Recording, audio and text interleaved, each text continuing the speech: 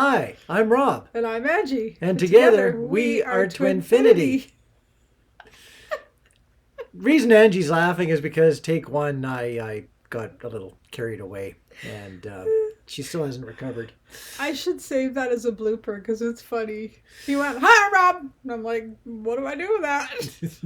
I couldn't stop laughing to say, "Hi, I'm Angie." So, you might notice we're all in leprechaun-y St. Patrick's Day outfits, even though it's April.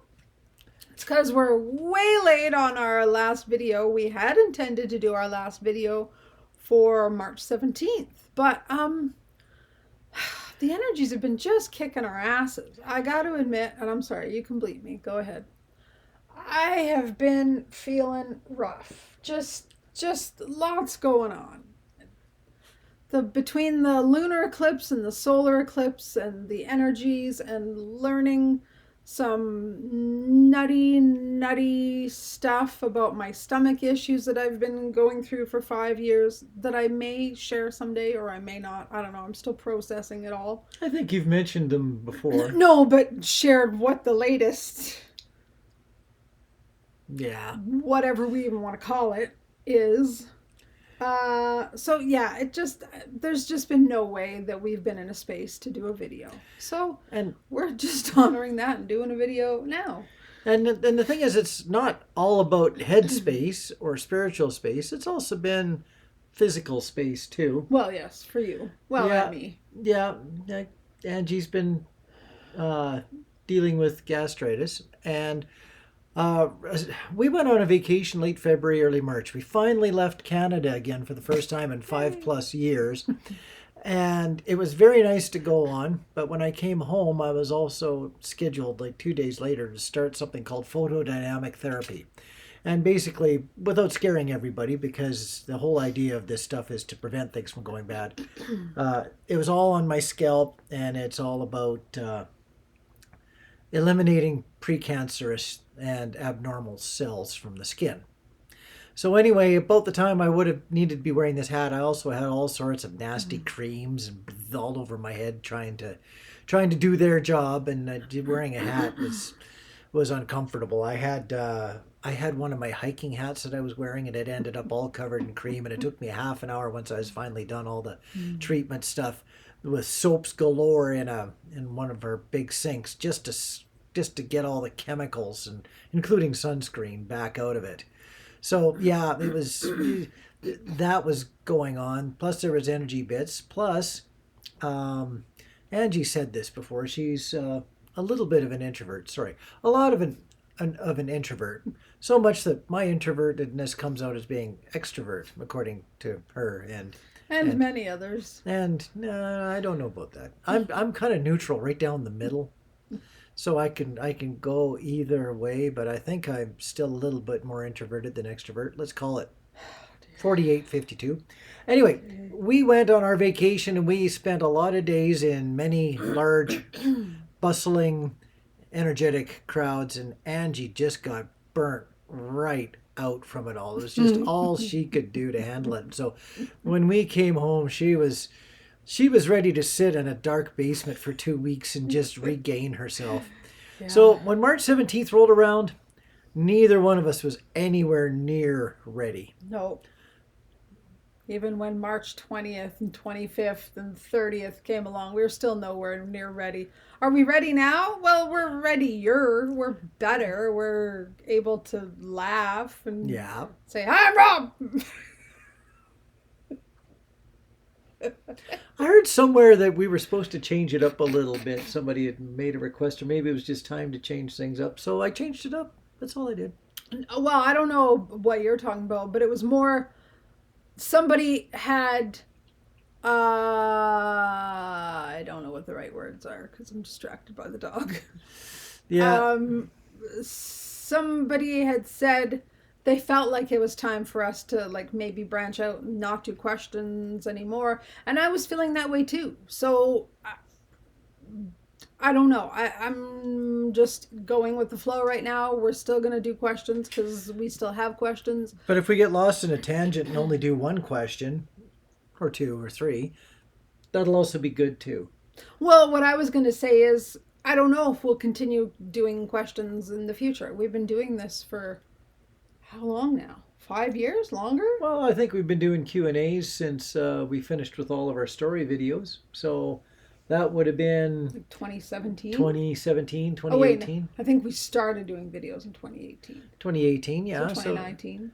So 7 years. Yeah. And I still enjoy doing questions. All that's happened with the questions is that they've become a little more complex. And that's been fun. It's been challenging to actually well, for me it's feeling the answers, because I can always think up an answer, but I'd rather sit back and feel an answer. And sometimes I've been like, okay, Angie, you gotta go with this, because I gotta wait for something to actually just come to me. It's because the questions have been getting more and more challenging as the years have gone by. I definitely have noticed that. But then again, for a lot of people, the twin flame journey has become a lot more challenging. There's just been, I'll touch on this right off the bat. I almost feel like throwing away the clipboard, because what I'm going to say next will either start 45 minutes of conversation, or we'll run away from it in 45 seconds. There's just been a whole lot of challenge to the whole concept of the validity and direction of the twin flame journey lately. There's been a few bad actors that have really. You mean the cult stuff? Yeah. Is that where you're going? Oh. Yeah. They've just not done the journey, the concept any good. I still thoroughly believe in it. But even the world right now, you look all around the world, the way that politics has gone, the way that relations have gone, countries all getting all defensive and or offensive. Pick one or three or all five of them. It's just the whole thing has just not been a whole lot aligned with, I'll just call it the brotherhood of humanity. It's just been messy this past 3 years, and it just doesn't seem to be going in a direction that's any less messy, which for me has just caused a need for a greater emphasis on the personal journey, because outside of a lot of people's personal spheres, it is messy. I know that we've got an election coming up here in Canada for our Canadian government, Canadian level of bits, and I don't know if I'm having troubles being interested, or if if it all just needs a poison dart, because there's just nothing really that great out there. Everything's just absolutely garbage. So I come home, and I'm like, right now we're sitting in our basement, and it feels very, very comfortable down here. And when I step out into the world where I ask other people, or people are asking me questions, hey Rob, what do you think of A, B, C, D, E? None of it is really about balance and learning more about how to be at peace with either nature or the rest of humanity. It's all just, how the heck are we going to get through the next month? What do you think about investments and money? What do you think about politics? What do you think about unrest, global unrest? What do you think about environmental issues? It's all just focused on, I could say drama, but that's all there seems to be out there outside of a person's personal sphere. So, yeah, I can't even talk. Yep, I'm a little tired. So I just feel really withdrawn. I suppose when St. Patrick's Day rolled around, I could have put something on my head and then put my hat on something to protect it from getting messy. But in reality, my mind was just not there either. No, our energy wasn't there. And hasn't been for a while. And sometimes we sit down to do a video and we go, okay, good luck, let's do a video. Great. And then we hit the play button and it all just flows and flows. But whew, this has been the first time in about, it feels like a couple of months where I would have had any flow whatsoever. So I'm curious, we're going to get into questions shortly, but I wanted to just ask, I'm curious to know how many other people are feeling or have been feeling this way with these energies, eclipses, and there's been other things, and I read them and they just kind of go over my head and they don't stick because it's not my thing. But anyways, there's been a lot energetically going on. Oh, the transition from Neptune in something into To Aries. Yeah, I can't even remember what it was in before. This is how much I know about this stuff. But whether I know this stuff or not, I'm feeling it energetically, and I'm just curious to know how many other people are feeling it. So would love to know in the comments what your experiences are, how you've been doing. We've not been doing well, so curious if other people are or aren't, or what's happening with you guys. It's just so unusual that both of us have just been so off this past few weeks. Yeah. Yeah, normally one or the other of the other of us is doing good enough that the other one goes, okay, it's just me. But even our poor dog, she's just been, she's not well either. yeah. Oh, are you going to go save the poor dog? She's trying to jump up on the couch and she's just been so stiffened up and messed up. She can't even jump. She's trying. Oh. Come here. Oh my goodness, I can't get up either. Cookie's walking around like she's blown 3 discs out of her back. And yet it's just all the equivalent of arthritis. We've been trying to give her some stuff that would equivalent glucosamine. Glucosamine a couple of years ago put my shoulders back into good action. I was really struggling with hurting. I could barely raise my arms above my head without pain, and then it got really rough, and then I tried glucosamine, and hey, now I'm back to being myself. Cookie needs something like that. But for the moment, we've just put her up on the couch, and now she's messing up the blanket. She put a nice square blanket out there. Nope, it's got to be put into a ball and messed around and pushed out of the way and then snuggled into her way. Which I guess because we're giving her a blanket, funny. it's her way. I guess that's fair. Anyway, we've done enough blah blah blah. Let's Okay. get on with it. Are we telling a story? Or is that our story? Or do we have any happy stories to tell? I'm happy that we're here. Depressed. That's a happy story.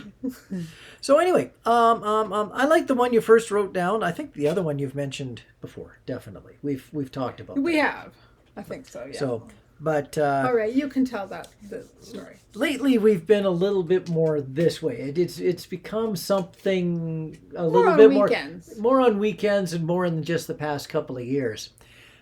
Especially on a weekend, we'll be laying in bed going, well, it's time to get up, but what or do we have anything we need to do? What are we going to do? Is there anything? Are we just going to get up and have breakfast and figure it out? And then someone will come up with a brilliant idea of how about we do XYZ, whatever it is. Grocery shopping is not a brilliant idea. It doesn't count. And then one of us will make the first move and we'll both leap out of bed as fast as we can to see who can get up first, and the one that does says, I'm up before you are. It's retarded, but it's funny. And usually the one who wins is like, from the moment we've said, okay, let's go, it's like 2 seconds. They're standing up completely out of bed and have won. Usually the other person's got their foot still wrapped up in a blanket, and they just can't compete. It's just not their day to win. And sometimes it's reverse. It's the one that races to get into bed first. Yeah. It's like, I'm in bed before you. And it's just us being our weird selves. Angie goes to meditate before she goes to bed. I'm having a shower, brushing my teeth. And all of a sudden I'll hear tromp, tromp, tromp. She'll be coming to bed and I'll still be brushing my teeth. And so I'll hurry up brushing my teeth. Wipe my face off and start to go. Nope, too slow. She's already saying, I'm in bed before you are. We're like children. These goofy races to do stupid things. But it's fun. It is fun. It's just our fun little ways of life. It is. Yeah. So And by the way, when I said grocery shopping doesn't count, because whenever we decide that it's 20 to 7 and it's time to get up to go grocery shopping at 7 o'clock when our store is open, uh, yeah, neither one of us is in any hurry to really get out of bed just to go grocery shopping. It's like, okay, let's get up. Let's get this over with. And then the day really starts when we finally get home after we've probably gone to 2 or 3 different stores because we never find everything we want in one giant store. Nope, the other giant store's got something better. You're chit-chatty tonight, man.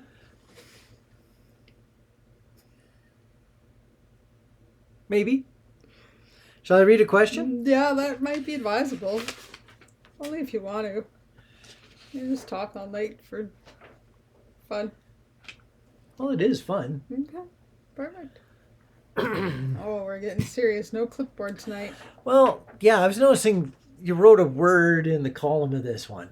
Yeah. Even before I read the question, Angie wrote the word ego. It doesn't answer the question, though. I read the question fully. I read the first sentence, the second sentence, and wrote ego, and then I read the rest of the question, and it wasn't really what the question was asking anyway. That starts out rather interesting. It says, I've recently been thinking about doubt again. It always comes back. The doubting person, I think, is my divine masculine and the journey itself. I'm like, maybe I'm crazy and I'm just making it up. I've basically surrendered, detached, and have been moving on, not thinking about him at all. Then lo and behold, I'm out on a Tuesday evening at a concert, and the band comes on stage, and I look at the band. I'm close up front, and the bassist could literally be my DM's twin brother. My sister said, wow, yes, he looks just like him. I'm doubting, letting go, and boom, his likeness in another person is right in front of me. Why do you think this stuff happens? I seriously must be nuts. Peanuts or cashews? Oh, I seriously must be nuts. I can't escape even when I try and move on. Yeah. So I wrote ego because up here when she says doubting the person I think is my DM and the journey itself and maybe I'm crazy, that's the ego. That's the ego has us doubting and it makes us feel crazy because the ego only understands logic. It can't understand something that's outside of its realm of processing. And the twin flame journey is not about logic. It's about emotions and about a unique connection and about soul and about feelings and about spirit and spirituality. So that's way outside of the ego's perspective. So the ego is going to tell you you're crazy. It's going to completely have you doubting. So that's where the ego comes in. But that really wasn't the question. The question is, why does this stuff happen? And I see it as because the ego is like doubting and telling you you're crazy, but then your soul self comes in and goes, look it, you're not crazy. See, it brings in these synchronicities. Just when you finally surrendered, it's the surrendering that allows the synchronicities to come in because you've allowed your ego to just go to the back seat for a second. So now your soul self, your higher self can come in, and it comes in with these magical things, these synchronistic things to show you you're not crazy. This is real. You don't have to doubt. So it's kind of like, I don't want to say a battle between your ego and your soul because it's not meant to be a battle, but it feels like a battle. So it's learning to have the balance between the ego and the soul and let them both work together instead of the ego fighting the soul. The soul's not fighting the ego, but the ego is the one that's fighting. So it's learning to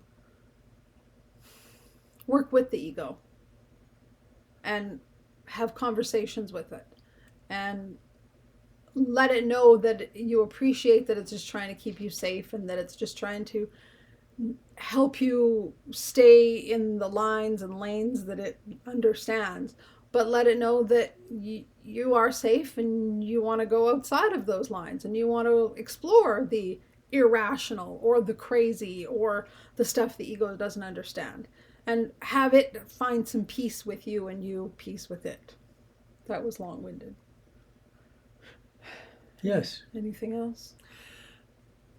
You probably have your own perspective because. Well, I do. I've just always got I just got a different slant on it, even though the answer is basically the same as what Angie said. Ego also lives in many people, especially in affluent Western worlds.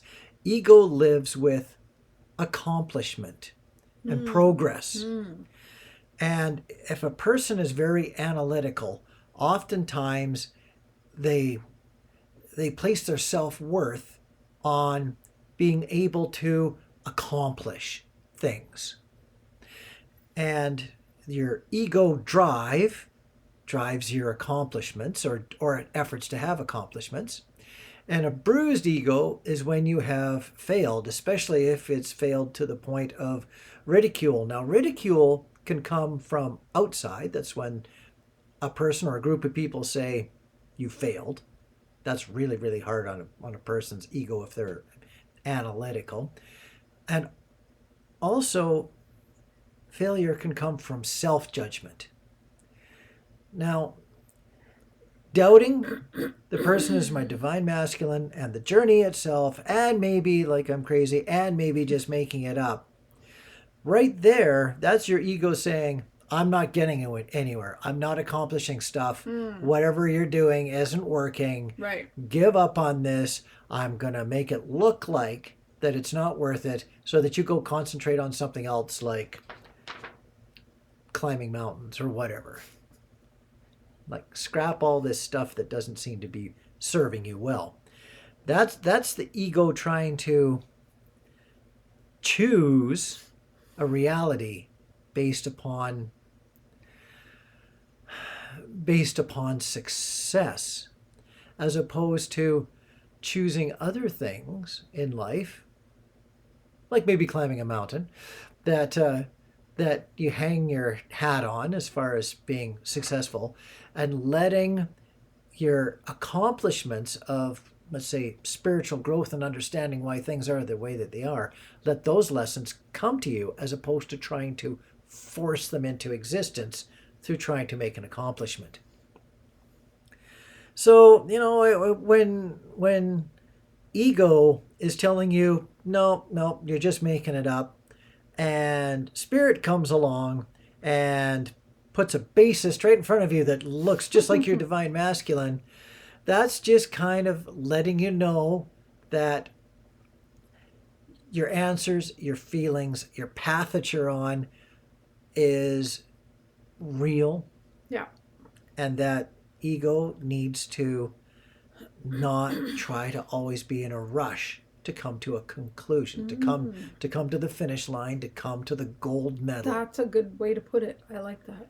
Yeah. So basically the same answer, just from a different point of view. You said it in different words, and I like your words. Yeah. Yeah, I'm intrigued about this next question because this is going to be fun.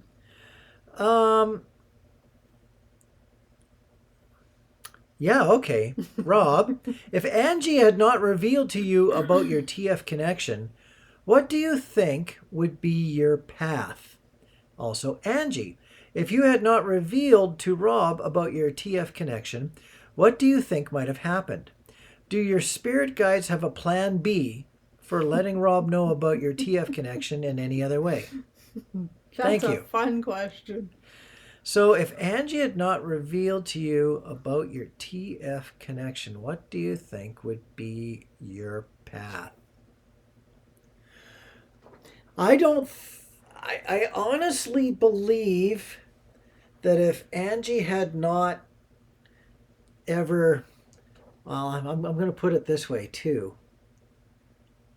I'm going to even water it down a little bit more. If Angie had not ever discovered the twin flame perspective and then revealed it to me in such a way that I just resonated like crazy about it, I really don't think that we would have got together. Because Really? Because I had okay, this is kind of like a judge and jury thing. when I moved on from Angie, I told myself that there would have to be a complete set of, what do you call that? New evidence that would cause me to turn my decision upside down. Much like a court, once they've made a decision and it goes to appeal, they want to see something that would completely make the first decision erroneous. And without something as strong as explaining why we have a connection, I think we would have still been friends, would have been in touch with each other. That I think would have stayed, because I was very happy to be back in touch with her. But I don't know if I would have ever overturned within me, no matter how much it would have made sense without understanding a connection. I don't know if I would have ever overturned my decision to stay apart. I find that interesting because I actually disagree with it. I kind of feel like it's like those movies like Serendipity, where they keep missing each other and they keep missing each other and then they finally are at the right place at the right time. I think you get as many chances as you need. When your souls are ready to be together, you can't fail. It's going to happen.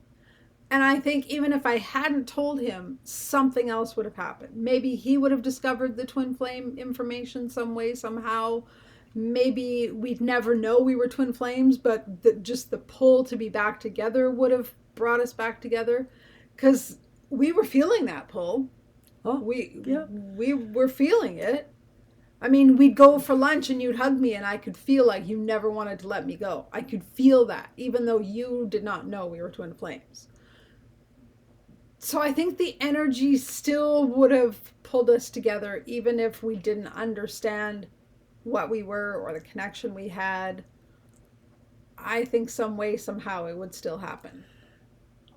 I think I would have still been quite blocked, but not immeasurably blocked. No. So I could see how it could have still been possible, but it would have been much more difficult. It might have been more difficult. And especially, I mean, you were also already looking to get out of your relationship. You were struggling in your relationship.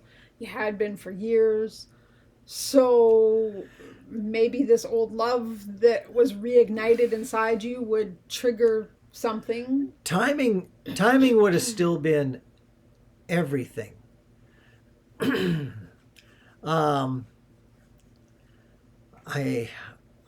really don't know. It could have been one of those situations, and this is what I guess I would say that I would have feared would have got in the way, is we would have been in one of those situations when one's available, the other isn't, and then when the other one becomes available, then the first one isn't available anymore. Could have been one of those back and forth things where the timing may not have aligned, or maybe it would have just left us to grow for another half a dozen years, and then that timing would have aligned all on its own, and we would have given it another opportunity. It's hard to know, but it's also not hard for me to see within myself. And this comes to my personality. My personality type, now you wouldn't maybe know it from the videos that we do, but I have to really let go to do these videos because I'm not the kind of person that likes to be wrong. And so when I've made a decision, boy, I really have to, even to admit it to myself, I really have to admit to myself that I've been wrong before I'll change my decision. I will carry that decision as long as it still makes any form of sense, even sometimes to my own detriment. So to change my mind on going back to Angie without having lots of reasons to happily admit that I was wrong, like discovering our connection, that would have been a hard road to drag myself down just from my own ego's point of view. But it can happen. In doing these videos, I'm going to go back to that. In doing these videos and supplying ideas and answers and thoughts the way that I do, I open up a whole world of chances to be wrong. There's a few people that are going to resonate. There's a few people that are going to go, "Oh, Rob, give it up," and that's fair. It's been very growthful for the purpose of allowing myself to not resonate or not say something that's going to resonate with everyone because I understand I can't. So there we are.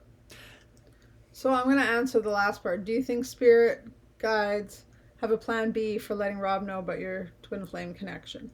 I think there's always a plan B. I think if your souls have done the work and are committed to being together, it will happen some way, somehow.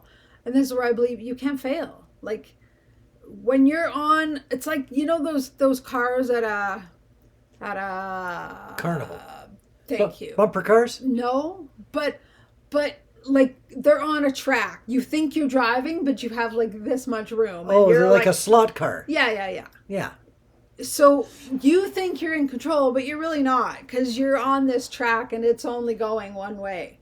That's how I see the twin flame journey. You're on the track, whether you think you are or not. And you're being led to be together, whether you think you are or not. If it doesn't happen in the way you thought it would, or it doesn't happen in the way you were planning that it was going to happen, it doesn't matter. It's just going to happen if it's part of the divine plan and that you've both done the work to be together. So I think it's not a matter of, well, what if you didn't do this? Is it going to cause a ripple effect that makes it not happen? No. That's just my belief, but I think there's many ways, many opportunities that it can come about.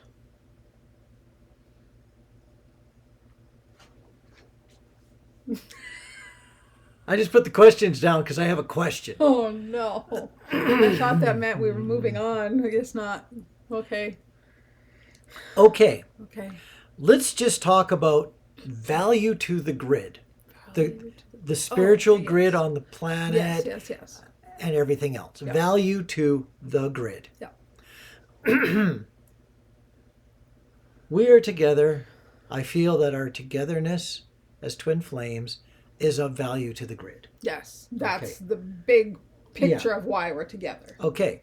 Now, if we didn't get together, but we're in constant and reasonable communication as friends, are our energies still close enough that we would be of nearly the same value or the same value as friends as we are as a couple sitting knee to knee right now? Shoulder to shoulder. Shoulder to shoulder. Head to head. Just that little bit of separation of just being in touch, but in communication, keeping our energies flowing between us.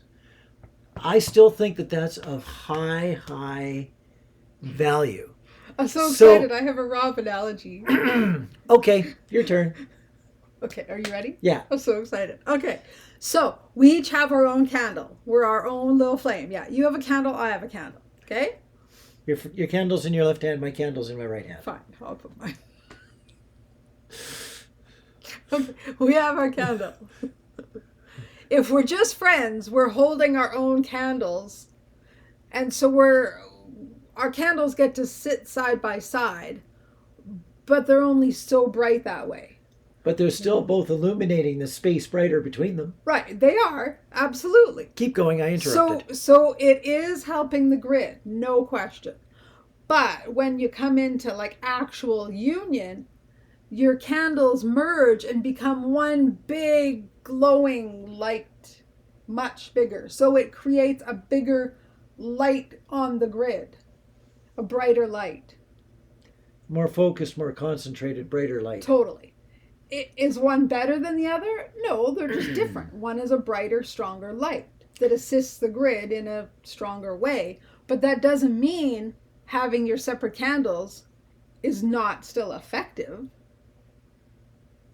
Okay.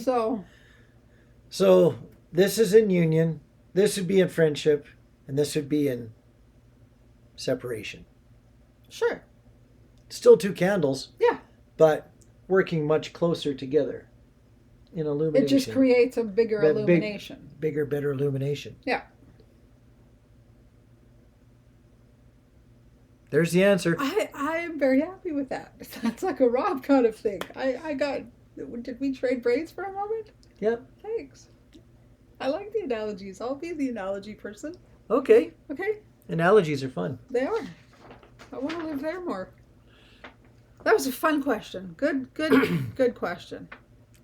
Okay. Oh, this is you. This is you again. This person, I think, keeps coming around because we're not answering their question the way they want. So they keep asking it, and I don't know how else to answer it. But we've invited them to keep asking, so hopefully we'll answer it better. But this was initially a question for you. Yeah, and I think this is our third time. Yeah. And this is totally fair. This is really, like, if we don't drill down quite in the right direction, just pull out the drill bit, stick it in the question differently, and drill again. Sort of like when you're trying to cut a roast and you keep on hitting the bone. Really? Okay. Ew. Okay.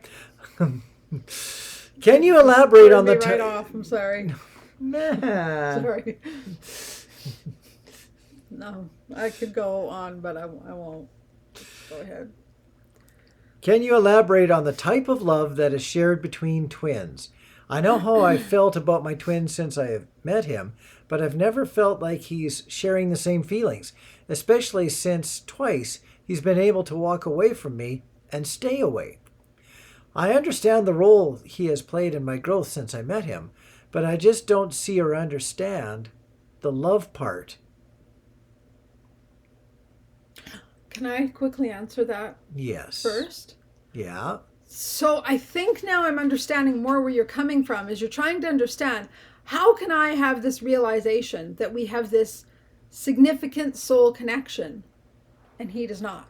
It's because you're awakened and he is not yet, which is very common. Usually, not always, but usually it's the divine feminine that awakens to the connection first, and the divine masculine takes longer.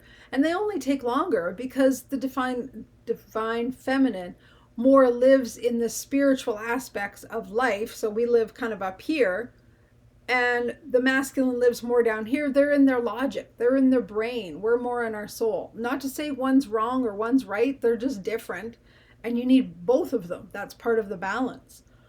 So he's just not awakened yet. He hasn't realized the connection. It doesn't mean he doesn't love you. It just means he's not aware that he loves you yet, because he's not aware of the connection yet.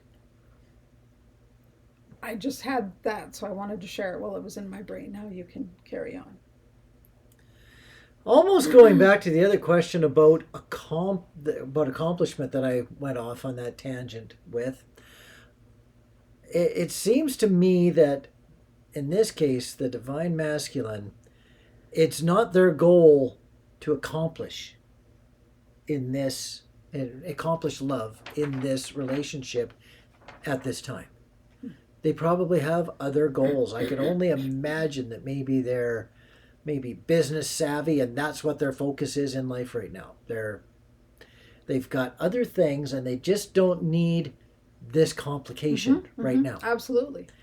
If they had, because it's out of their realm. It's kind of like when I shared emotional stuff before we were in union, you didn't respond because you had no place to put that. You lived in your brain, so trying to put emotional stuff had no place. So yeah, they're focused on work. They're focused on accomplishments, because that's the divine masculine's. I really want to learn how to play bridge. Card game, been around for 100 years, been typically an older person's game because it's so darn hard to learn that you got to be retired to figure it out, and it still takes a decade after you're retired to learn how to play it to the point that your ego doesn't get beat up by the other people playing the game. I'm stuck on that tonight. Probably I'm not learning bridge. I'm just not ready. I don't have the energy for it. It's not my focus in life. I'm more interested in work and climbing mountains and enjoying nature and snuggling with Angie and Getting our hats stuck together and working on my spiritual side and still being in support of the twin flame world and whatnot. I'm far more interested in that than learning bridge. As much as I know it's going to creep into my life, it's just not what I'm focused on right now. Right, and the time is not now. Yeah. I really, really doubt that the person who's asked this question, I really, really doubt that your divine masculine has completely ignored and forgotten and discredited everything that they've learned from your communication so far. It's just not its time and place right now to even be given any attention. Yep. And in order for it to not be in the way, well, I'm going down a road here. It's a little tough to describe. Sometimes if you've got information, just change directions here. If you've got information but you don't know what to do with it, you got two choices. You either make a little bit of room for it in your life, and therefore it can breathe and maybe be in communication, or there's just no place for it. As much as it could matter, it might be a place you want to go, you just shut it right out of your life because you just don't have a happy place for it. And when someone's completely shut off a bit of information, I often get the feeling that it's because they are a little concerned that it would take more energy than what they have for it to keep it around, so they turn it off on purpose, not because they dislike it, not because they don't believe in it, they just don't have the space for it. Yeah. So where does love fit in? That is really tough, because we've talked to a few twin flame couples, and everybody's interpretation of how love works within the twin flame connection is a little different. Do they think it's amazing? Yes. Can it be put to words? Not really. But it's totally something that when it works, it works. Like when it's on the go, it's working well. So it's very hard to understand the love part because it's so hard to define. And because it's not the same for everybody. Yeah, it's a unique experience to each twin flame couple. It's different for everybody, let alone being the same. Right. But I think that's where they're struggling, is I feel so much love for him and he doesn't feel it for me. Why? How can we be twin flames if I'm the only one feeling the love, and yet he can just let me go and stay away and not even think about me? It's just because he's not awakened yet. It would be very callous of someone to be able to know that someone loves them and then completely discredit that it's at all possible to the point that it doesn't exist. If you know somebody loves you, unless you're just absolutely cold-hearted, you can shut them out of your life, you can make sure that they have no communication whatsoever, but that knowledge would, I would almost say always, unless a person's a complete sociopath, that knowledge would always be on the back of your mind. Well, here's the thing. This might be opening up a can of worms I don't want to open up to. But in the twin flame journey, when the one that's awakened and knows about the connection is not grounded yet and not balanced, and they're all in their 5D self and they're not balanced with their 3D self, they look almost lunatic-ish sometimes when they communicate with the other. So I think the other doesn't even recognize that it's love. They think it's almost obsession, and they're like, this person's nuts. Like, they don't even see it as this person actually loves me. They just think this person is a stalker on steroids. Yeah. And I'm not saying that this is the case for this person. I'm just saying that's what it often looks like to the one that's not awakened, because they don't understand the connection. Hi, it's a wonderful connection, and it's amazing, and it's definitely real. And I can feel you, and I know what you're thinking, and all these things, and they're like, weirdo, nutcase. Yeah. So they're not trying to be mean. They're just trying to get away because they think you're nuts.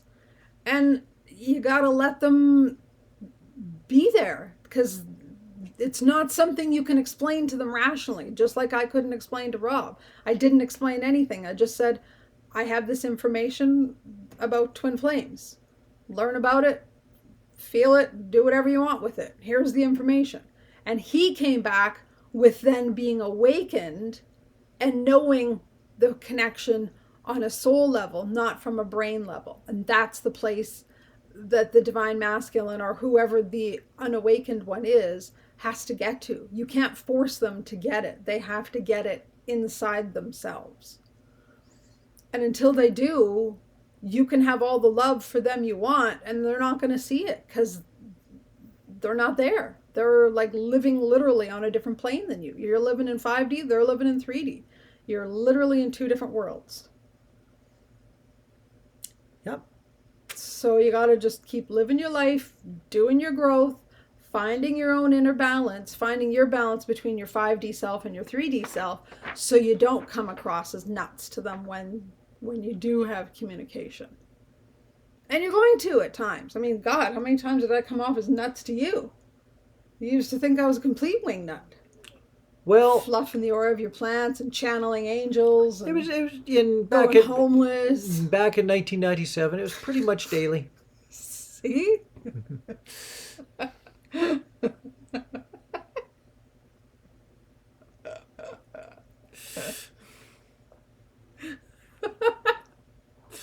It just makes me laugh now. It used to make me cry. Now it's just funny. So it's time. I know that's a hard one to hear, but yeah. All right. Next question. Next question. Yeah. Okay. Oh, it's a little bit longer. Not crazy long. No. You both sacrificed so much to be in union. It was completely mutual. You were both on the same wavelength. Yep, pretty much. I think that me and my TF wouldn't sacrifice much at all, if anything, to be in physical union, although I can't really know for sure if that's how he feels. I guess it's just really illuminated this for me. It makes me wonder where that leaves our TF journey. Is it a clear sign that we're not meant to be? And if so, what does that mean for our TF journey? Does it just fade out somehow? The blockages in the physical dimension are rather overpowering, but the higher dimensional love, intense spiritual and psychic connection is undeniable and profound. Even so, I assume that commitment to the connection needs to be there, and it needs to be mutual. I just don't think either of us is actually committed. At this time is what I'm going to add.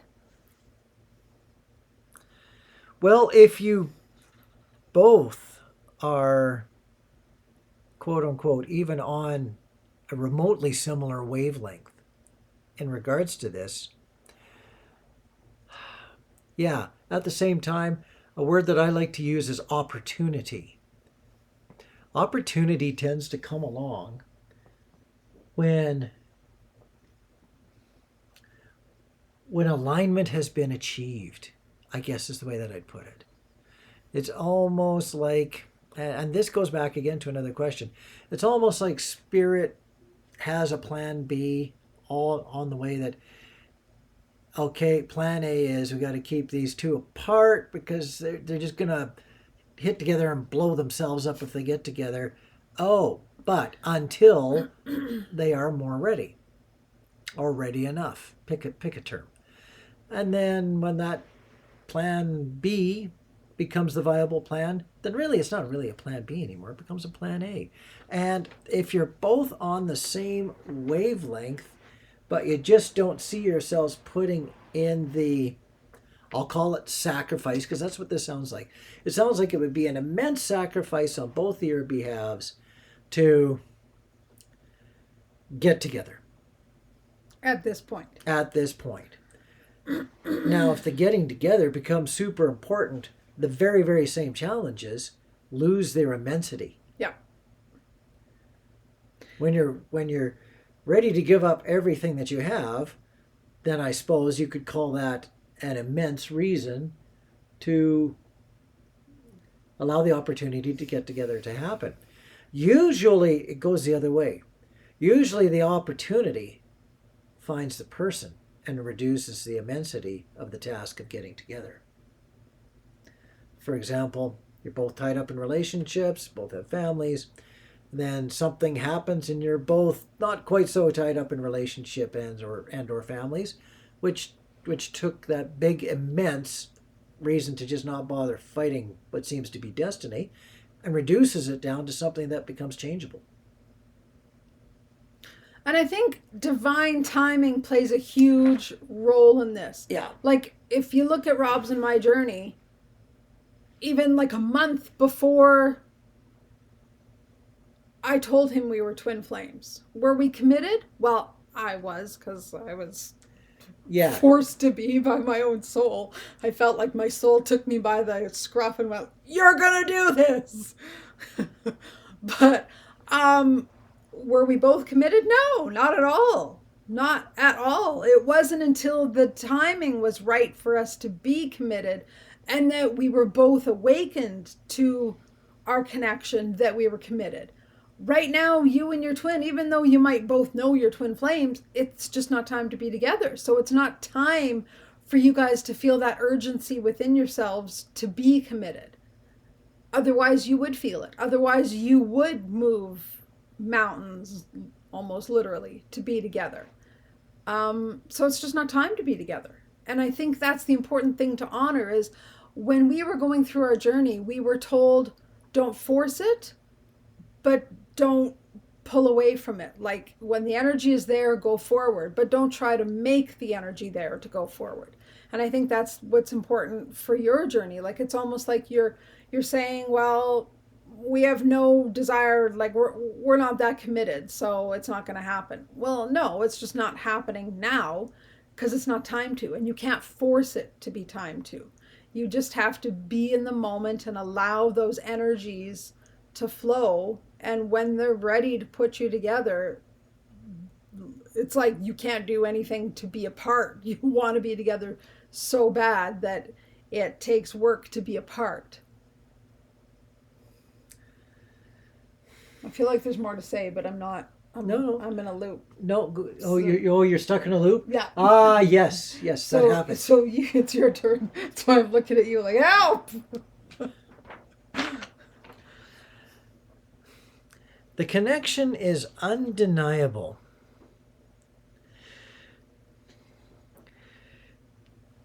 Sometimes the connection is undeniable, but it's also undefinable, ununderstandable. And from that point of view, it has no purpose.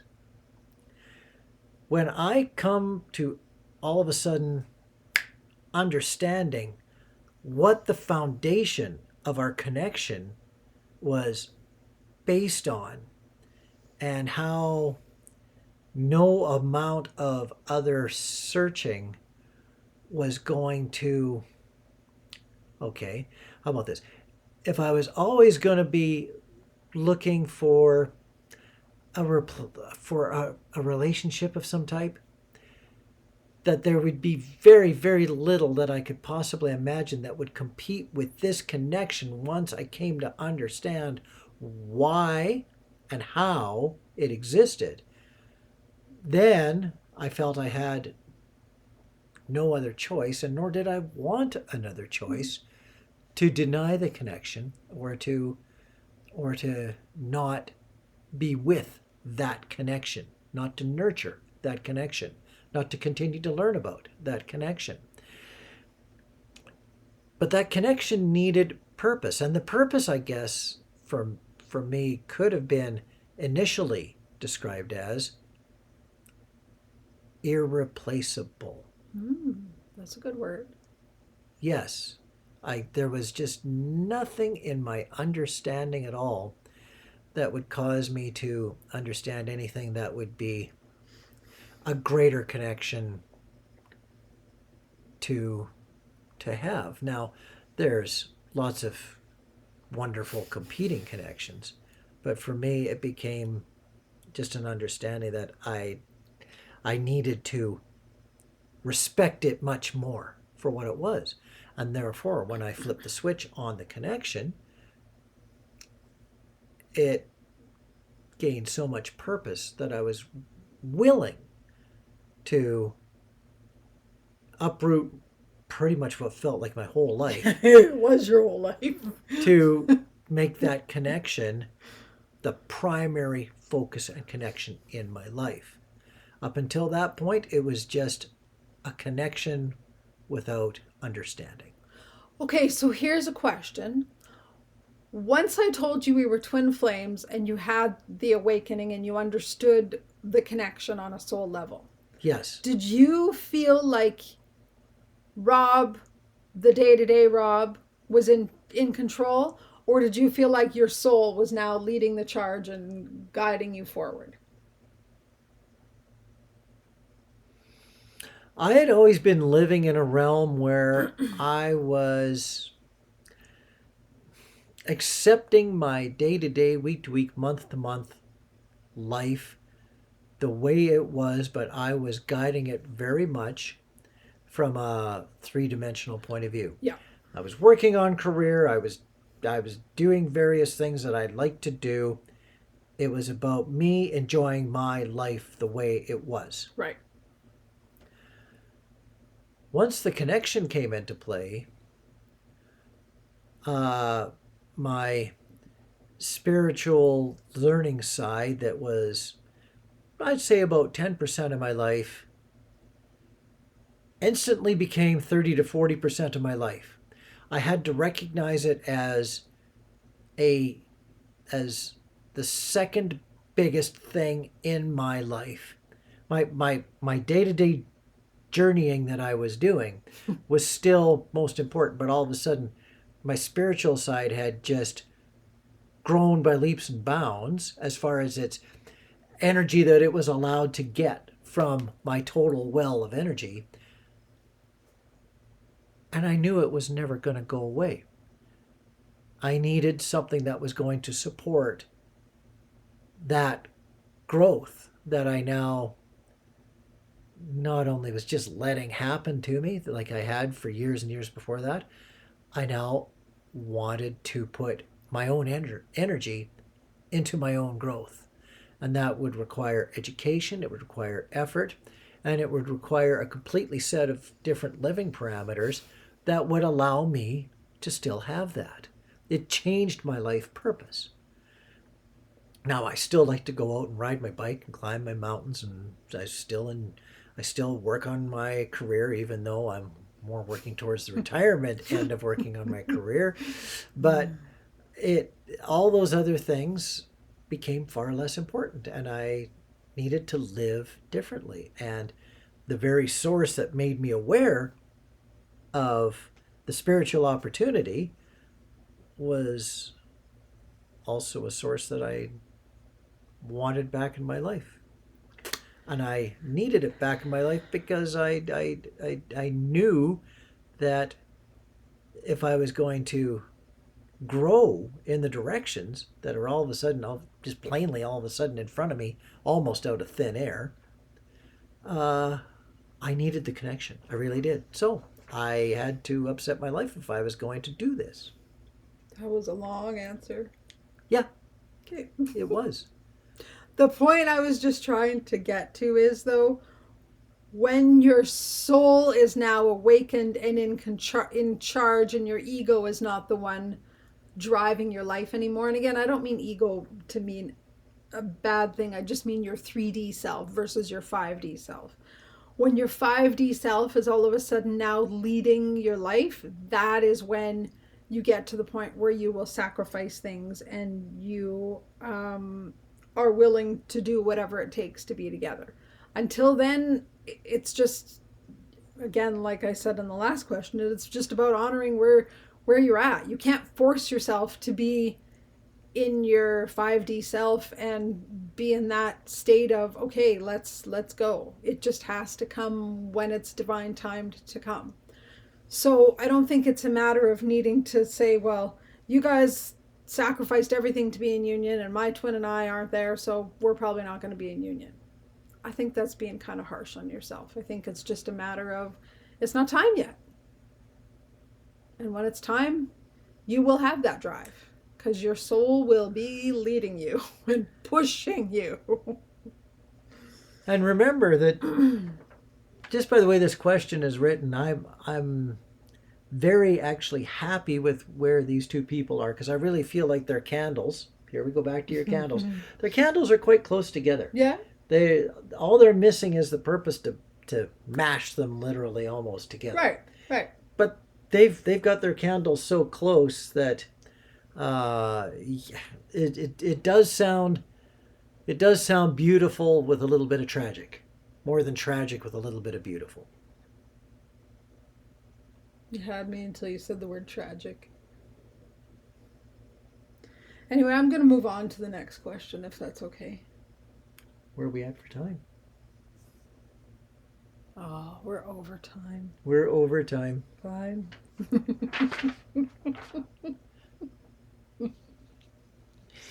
I kind of figured so. I have the unfair advantage of time. It's over there. It's on the wall. It goes tick, tick, tick, tick, tick. It actually has hands. Can I say something not nice? When you said I have the something advantage, what did you say? I have the something advantage. I was going to say, I don't even remember my words. Okay, you said something, I have the advantage, and I'm like, I'm talking too much. Well, tonight I would do. I don't know where that came from. I never know what's going to happen when she hits play on the recording device. You're going to go, hi, I'm Rob! Maybe I should have taken that as a clue that I was all fired up tonight and ready to go. That was so funny.